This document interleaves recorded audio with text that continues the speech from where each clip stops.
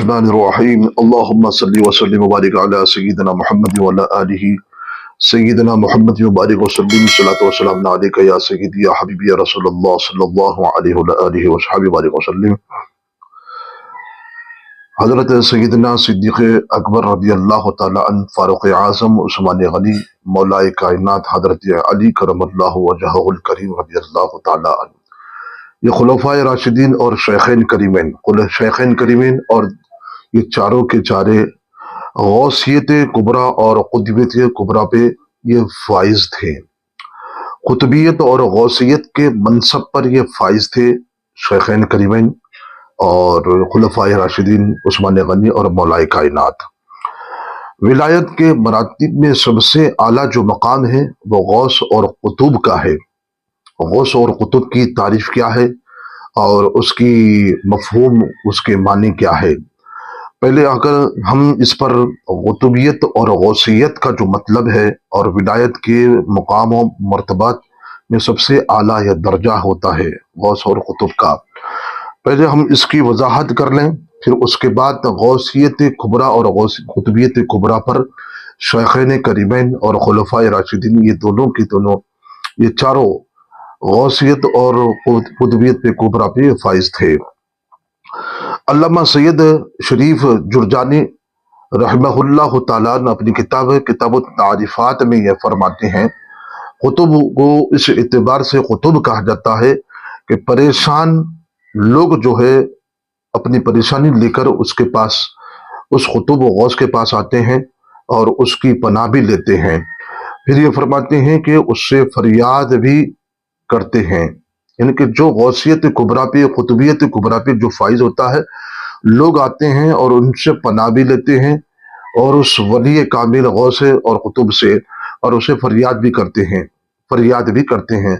تو جب فریاد کرتے ہیں تو اس لیے ان کو غوث کہا جاتا ہے۔ لیکن غوث اور قطب وہ فرد واحد ہے، اس کا مقام ہے کہ وہ ہر زمانے میں ہوتا ہے، لیکن اللہ رب العزت کی نگاہ عنایت کا مرکز ہوتا ہے، وہ خصوصی نظر اس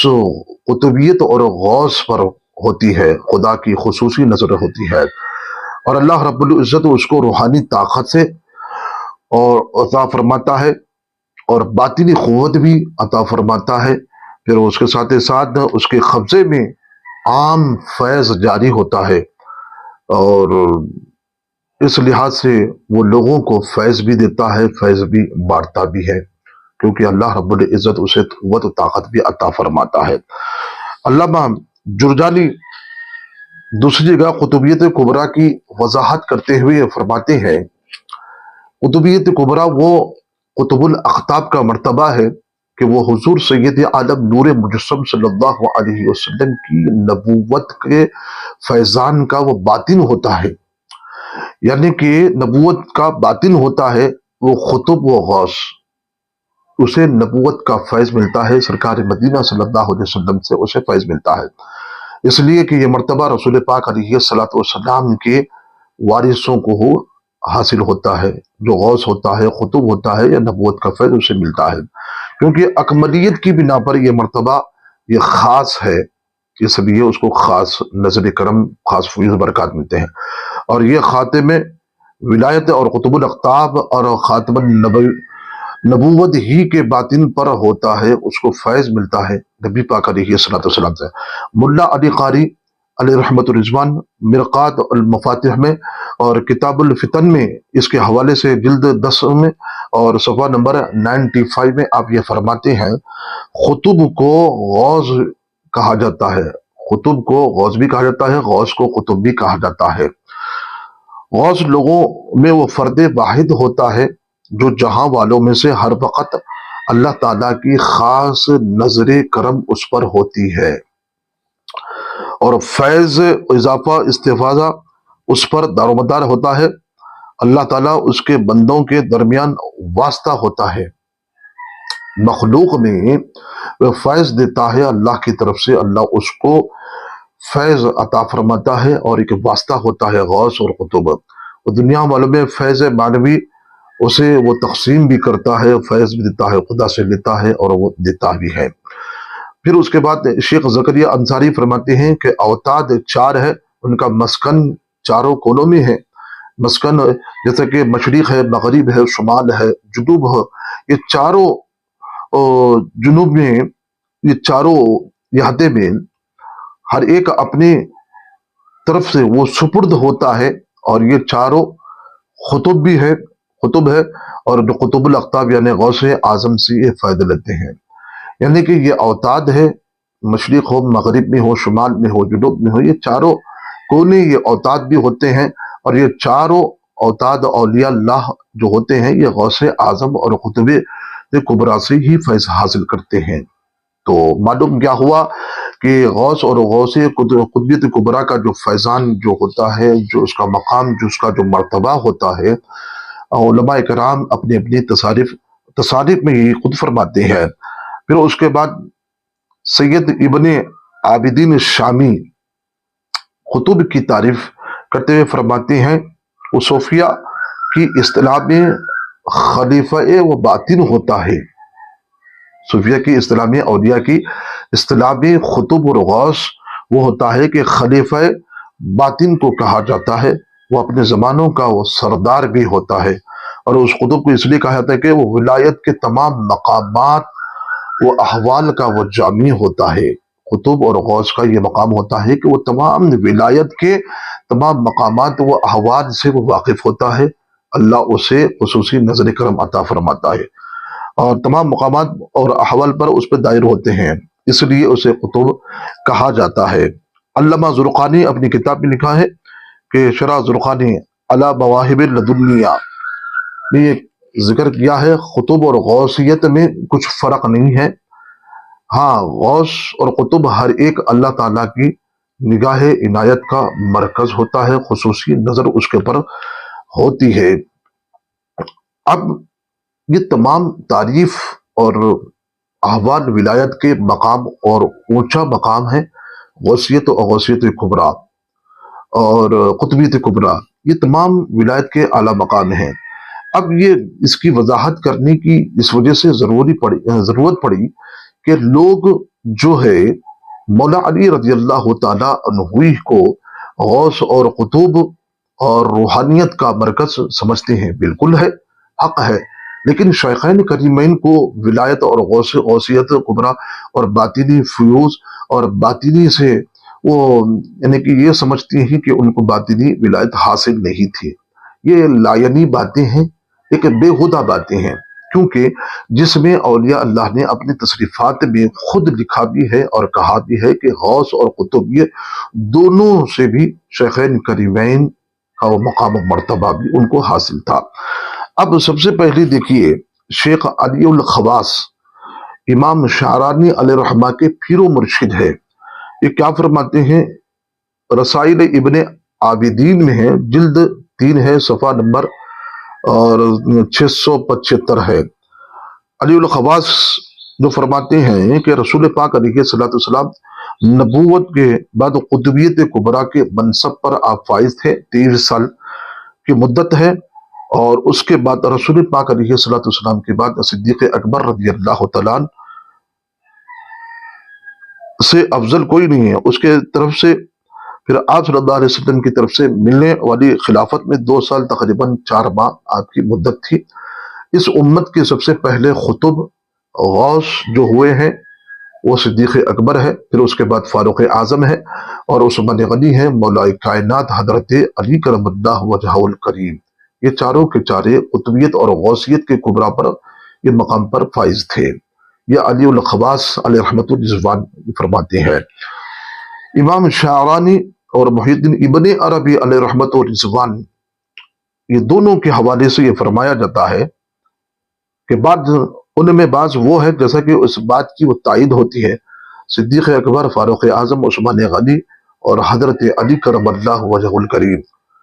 بھی اپنی اپنی مدت خلافت میں بغیر کسی شک یقیناً وہ غوث اور قطب تھے۔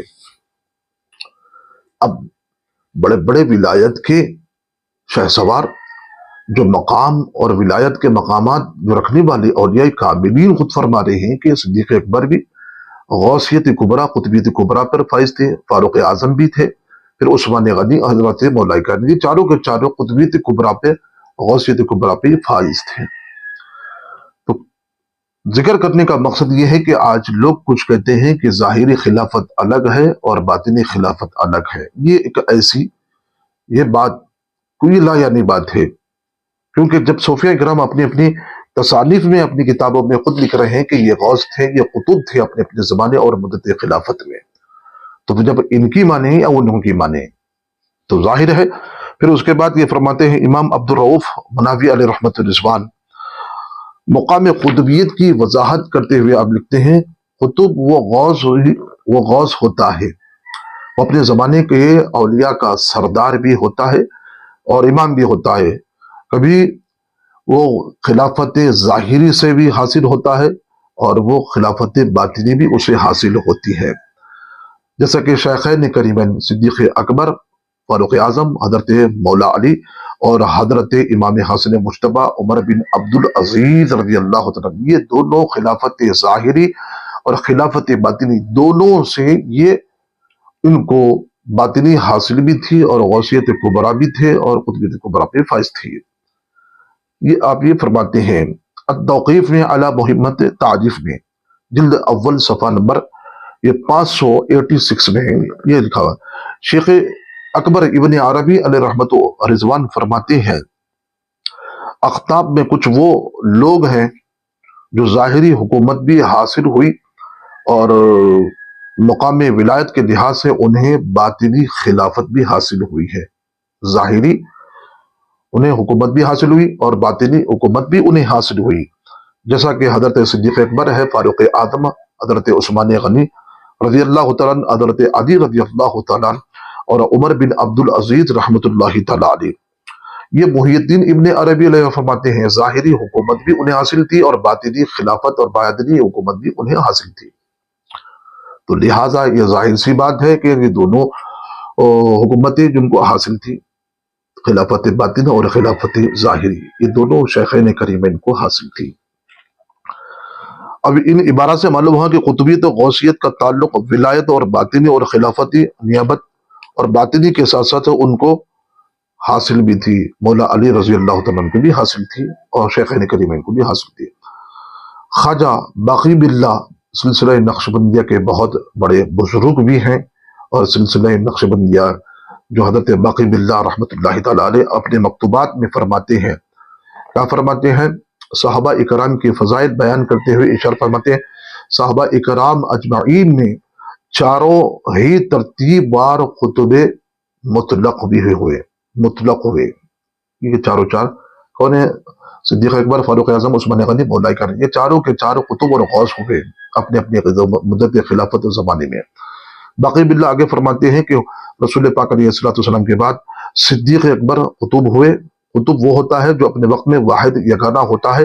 جس کو غوث بھی کہا جاتا ہے، اپنے زمانے کا سردار وقت کا امام بھی ہوتا ہے۔ ان کے بعد فاروق اعظم اور ان کے بعد عثمان غنی، ان کے بعد مولا کائنات، اور جو شہر علم کے دروازہ یہ کے بعد قطب ہوئے، انہی پر خلافت کا خاتمہ ہو گیا، اور ان کے بعد امام حسن اور امام حسین، یہ دونوں بھی قطبیت اور غوثیت کے مقام کو کامل اور اکمل انہیں بھی حاصل تھا، اور وہ بھی قطب اور غوث بھی حاصل ہوا۔ یہ مکتوبات امام ربانی حضرت باقی باللہ رحمت اللہ تعالیٰ فرماتے ہیں۔ علامہ شہاب الدین خفاجی نسیم الریاض شفا شریف کی یہ شرح کرتے ہوئے اپنی کتاب میں لکھتے ہیں اللہ تعالیٰ کا اس کی زمین میں خلیفہ پایا جانا ضروری ہوتا ہے۔ ایک ظاہری خلافت ہوتی ہے، ایک باطنی خلافت ہوتی ہے۔ ظاہری خلافت جو ہوتی ہے بادشاہ سلامت کو حاصل ہوتی ہے، اور جو باطنی جو خلافت ہوتی ہے وہ یہ کامل جو غوث اور قطب ہوتا ہے۔ تو یہ دونوں جو خلافتیں جو حاصل تھی وہ شیخین خلفائے راشدین حضرت ابوبکر صدیق، حضرت فاروق اعظم اور عمر بن عبدالعزیز اور عثمان غنی اور مولا کائنات، یہ چاروں کو بھی حاصل تھی، اور عمر بن عبدالعزیز رضی اللہ تعالیٰ کو بھی حاصل تھی۔ امام عبد الباقی زرقانی علیہ رحمہ فرماتے ہیں کہ حضور صلی اللہ علیہ وسلم کے بعد سب سے پہلے خلفائے اربعہ میں ترتیب پر مرتبہ قطبیت سے مشرف بھی ہوئے، غوث بھی ہوئے، مشرف بھی ہوئے، قطب بھی ہوئے۔ پھر ان کے بعد امام حسن مجتبیٰ پر، اسی پر جمہور اولیاء کا اتفاق ہے کہ امام حسن بھی قطبیت کبریٰ اور غوثیت کبریٰ پر فائز تھے آپ۔ پھر اس کے بعد امام ابو طالب مکی علیہ رحمت و رضوان یہ بھی فرماتے ہیں کہ قطبیت اور غوثیت کے کبریٰ کے اوپر صدیق اکبر رضی اللہ تعالی عنہ بھی فائز تھے۔ اور خواجہ محمد پارسا نقشبندی رحمت اللہ تعالی علیہ رسائل نقشبندیہ میں رسالہ قدسیہ میں فرماتے ہیں کہ آپ نے فرمایا کہ رسول پاک علیہ الصلوۃ والسلام کے وصال کے بعد خلفائے رسول سے جو آپ سے پہلے تھے نسبت باطنی میں تربیت حاصل کی تھی، اور شیخ طریقت شیخ ابو طالب مکی علیہ رحمہ اپنی کتاب قوت القلوب میں فرماتے ہیں کہ قیامت تک ہر زمانے میں ایک قطب زماں موجود رہے گا۔ یہ قطب زماں اپنے مرتبہ مقام میں نائب اور مناب اور سیدنا صدیق اکبر ہوگا، اور تینوں اوتاد جو قطب کے ماتحت ہوتے ہیں ہر زمانے ان کے تین خلفائے نائب ہوتے ہیں۔ جب غوثیت کبریٰ قطبیت کبریٰ پر جب کوئی فائز ہوتے ہیں تو ان کے نائبین ہوتے ہیں، ان کے وزیر ان کے ماتحت بھی ہوتے ہیں۔ تو لہٰذا یہ کہنے کا مقصد یہی بتا رہے ہیں کہ دیکھیے آپ، محی الدین ابن عربی علیہ رحمہ فرماتے ہیں کہ غوث ہر دور میں ایک ہوتا ہے، اپنے وقت کے تمام اولیاء کا سردار اور امام ہوتا ہے، اور چاروں خلفائے راشدین اپنے اپنے وقت کے غوث تھے۔ اب امام المحدثین عبد الباقی زرقانی علیہ رحمہ خود فرماتے ہیں کہ قطب تمام مقامات اور ولایت کا جامع اور ہوتا ہے، اور اپنے زمانے میں سب اولیاء کا سردار بھی ہوتا ہے۔ سب سے پہلے قطب حضور صلی اللہ علیہ وسلم کے بعد صدیق اکبر، فاروق اعظم اور عثمان غنی، حضرت مولا کائنات حضرت علی کرم اللہ وجہہ الکریم بھی ہے۔ رائحۃ العنبریہ یہ کتاب کا جو یہ حوالہ ہے، یہ 24 نمبر صفحہ نمبر ہے۔ امام ابن عابدین شامی خود فرماتے ہیں کہ اقطاب قطب کی جمع ہے، قطب قفل کے وزن پر ہے۔ صوفیہ کی اطلاع میں وہ خلیفہ باطن ہوتا ہے اور زمانے والوں کا وہ سردار بھی ہوتا ہے۔ تو پیر مہر علی شاہ صاحب قبلہ علیہ رحمہ بھی یہ خود فرماتے ہیں اہل سنت کے نزدیک چاروں خلفائے راشدین ہر دو خلافتوں کے وہ جامع تھے، ظاہری خلافت سے بھی وہ ان کو حاصل تھی اور باطنی خلافت بھی انہیں حاصل تھی۔ اعلیٰ حضرت فضل بلیر بھی رحمت اللہ تعالی علیہ بھی خود فرماتے ہیں کہ سب سے پہلے غوثیت کبریٰ پر صدیق اکبر ہوئے، فاروق اعظم ہوئے، عثمان غنی، مولا کائنات حضرت علی کرم اللہ وجہہ الکریم، اور امام حسن مجتبیٰ درجہ بدرجہ امام حسن عسکری تک یہ سب حضرات مستقل غوث ہوئے۔ اور آج غوثیت کبریٰ پر جو مقام جو حاصل ہے وہ پیران پیر غوث اعظم رضی اللہ تعالیٰ عنہ کو حاصل ہے۔ پھر وہ تا قیامت تک جب امام مہدی آئیں گے یہ تو غوثیت کبریٰ ان کو حاصل ہوگی، اور امام مہدی غوثیت کبریٰ قطبیت کبریٰ پر فائز ہوں گے۔ تو ناظرین، یہ سب کے سب خلفائے راشدین شیخین کریم جو ہے یہ غوث اور غوثیت کبریٰ پر ان کو یہ مقام، یہ ولایت کا مقام ان کو حاصل بھی تھا۔ یہ سب سے پہلے قطب بھی ہوئے، غوث بھی ہوئے۔ اب ان رافضیوں کو اور ان تفسیریوں کو جو کہتا ہوں کہ جو اپنے آپ کو جو سنی کہتے ہیں پھر دو نظریے کی بات کرتے ہیں، حالانکہ اسلاف نے اپنی کتابوں میں، صوفیہ نے اپنی اپنی کتابوں میں لکھا ہے کہ سب سے پہلے قطب کون ہوئے اور سب سے پہلے غوثیت کبریٰ پر کون فائز تھے، جبکہ اولیاء اللہ اپنی کتابوں میں خود فرماتے ہیں، محدثین بھی خود فرماتے ہیں، مفسرین بھی اپنی اپنی کتابیں فرماتے ہیں کہ غوث کا مقام کیا ہوتا ہے، قطبیت کا مقام کیا ہوتا ہے۔ وہ غوث اور قطبیت کے جو مقامات جو ہوتے ہیں، جو احوال ہوتے ہیں، وہ کس طرح اس کو حاصل ہوتا ہے، اللہ کی خصوصی نظر اس کے اوپر حاصل ہوتی ہے۔ کیا یہ شیخین کریمین صدیق اکبر، فاروق اعظم، حضرت مولا علی اور عثمان غنی، امام حسن اور عمر بن عبدالعزیز کیا قطب یا غوث یہ نہیں ہوئے اپنے زمانے مدت خلافت میں؟ بالکل ہوئے، اور اولیاء اللہ نے اور صوفیہ کرام نے اپنی اپنی کتابوں میں لکھا ہے کہ سب سے پہلے شیخین کریمین قطبیت کبریٰ، غوثیت کبریٰ پر یہ فائز تھے۔ یہ ولایت کے اعلیٰ مقامات میں سے سب سے پہلا لفظ ہوتا ہے قطب اور غوث ہوتا ہے، اور غوث کی تعریف ہم نے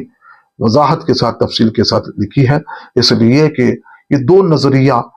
یہ باتوں کو چھوڑ کر ایک نظریے کی بات کریں، اہل سنت والجماعت کا کیا موقف ہے، اس پر قائم و دائم رہیں، اور انہی اولیاء اللہ نے اپنی اپنی کتابوں میں لکھا ہے۔ تو لہٰذا ہم یہی کہنا چاہتے ہیں کہ ظاہری خلافت، باطنی خلافت یہ کہنا چھوڑ دو اور لوگوں کو دھوکہ دینا چھوڑ دو، کیونکہ کتابوں میں اولیاء اللہ نے، سلف صالحین نے اپنی کتابوں میں لکھا ہے۔ مقامات ولایت میں اعلیٰ مقام غوث اور قطبیت کا مقام کس کو حاصل ہے، یہ پوری وضاحت کے ساتھ ہم نے رکھ دیا ہے۔ اللہ رب العزت ہم کو کہنے سننے